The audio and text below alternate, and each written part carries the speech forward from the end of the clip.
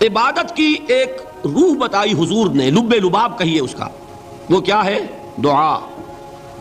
الدعاء مخ العبادہ، الدعاء هو العبادہ۔ حضور کی یہ دو احادیث بہت سادہ، بہت مختصر۔ دعا ہی عبادت کا جوہر ہے۔ مخ کہتے ہیں ہڈی کے اندر جو گودا ہوتا ہے وہ مخ ہے۔ گودا جو ہے عبادت کا وہ کیا ہے؟ دعا۔ توحید فی الدعا کیا ہے؟ صرف اللہ کو پکارا جائے گا۔ اور شرک فی الدعا، جس کو بھی پکاریں گے آپ مدد کے لیے اس کو آپ نے معبود بنایا ہے۔ کیسے باشد؟ یہ مسئلہ سمجھ لیجئے، لا تدعو مع اللہ احدا، اللہ کے ساتھ کسی کو مت پکارو۔ حضور نے فرمایا کہ جوتی کا تسمہ بھی مانگنا ہو تو اللہ سے مانگو۔ اللہ نے تو دروازہ کھولا ہوا ہے، جو چاہو مانگو، کسی اور سے مت مانگو۔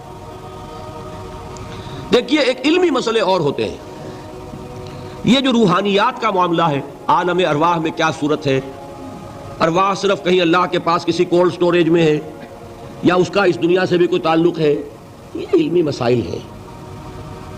فرض کیجئے اس وقت کوئی ارواح یہاں موجود ہو، فرض کیجئے، میں اس کا انکار نہیں کروں گا، ہو سکتا ہے کہ ہو سکتا ہے کوئی روحانیت والا شخص بتا بھی دے کہ ہاں فلاں کی روح موجود ہے، ہوگی بھائی، اسے نظر آتی ہوگی، ٹھیک ہے۔ یہ بھی ہو سکتا ہے کہ کوئی شیطان جن ہو اور وہ دھوکہ دے رہا ہو کہ میں فلاں کی روح ہوں، ہو سکتا ہے کہ نہیں؟ لیکن یہ بھی ہو سکتا ہے، وہ بھی ہو سکتا ہے، مجھے اس سے بحث نہیں۔ مجھے جس سے بحث ہے وہ یہ ہے کہ مجھے پکارنے کی اجازت نہیں ہے۔ ہوا کرے کسی کی روح موجود ہوا کرے، مجھے میرے رب کی اجازت نہیں ہے کہ میں اسے پکاروں۔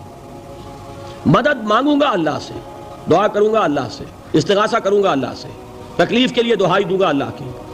اب اللہ جس سے چاہے کروا دے، کسی روح کو بھیج دے، کسی فرشتے کو بھیج دے، مجھے کیا ہے؟ مجھے آم کھانے ہیں، پیڑ نہیں گننے۔ فلاں روح نے آگے کام کر دیا، کرے بھائی، میرا کام بننا چاہیے۔ اور فرشتہ آ گیا، اس نے کام بنا دیا، کرے، مجھے کیا غرض ہے اس سے، میرا کام بننا چاہیے۔ میرا مسئلہ یہ ہے کہ مجھے پکارنا ہے صرف اللہ۔ اللہ کو اس کی بھی قدرت ہے کسی کو نہ بھیجے، نہ کسی روح کو بھیجے، نہ ملائکہ کو بھیجے، بغیر کسی کے جو چاہے کر دے۔ اللہ کا مرضی ہے، وہ چاہے کسی روح کو بھیج دے، کسی فرشتے کو بھیج دے، مجھے اس سے غرض ہی کوئی نہیں۔ مجھے تو اپنی تکلیف کا دور ہونا مطلوب ہے، اس کے لیے میں پکاروں گا۔ سمجھ رہے؟ دیکھیے میں سادہ ترین کر رہا ہوں مسئلہ۔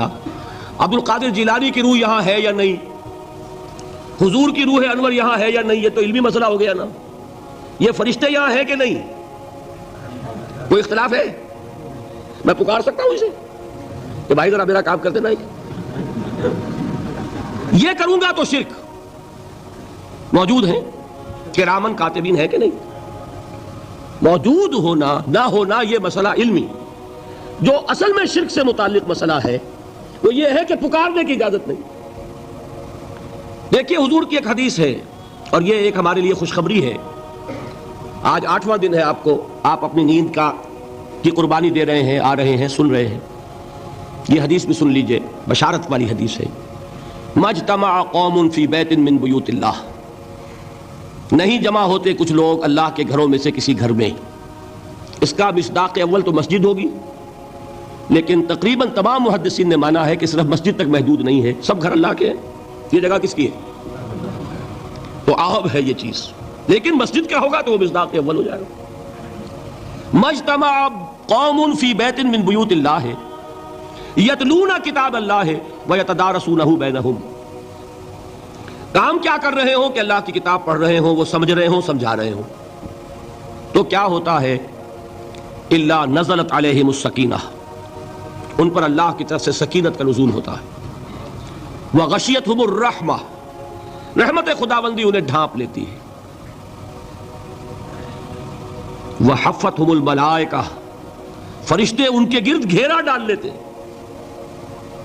وذکرہم اللہ فی من عندہ، اور اللہ ذکر کرتا ہے ان کا ملائکہ مقربین کی محفل میں۔ دیکھو تم کہتے تھے یہ انسان بڑا گھٹیا ہے، میرے وہ بندے اس وقت میرے گھر میں جمع ہے صرف میرے کلام کو سمجھنے کے لیے۔ اللہ فخر کرتا ہے، ذکر کرتا ہے اللہ۔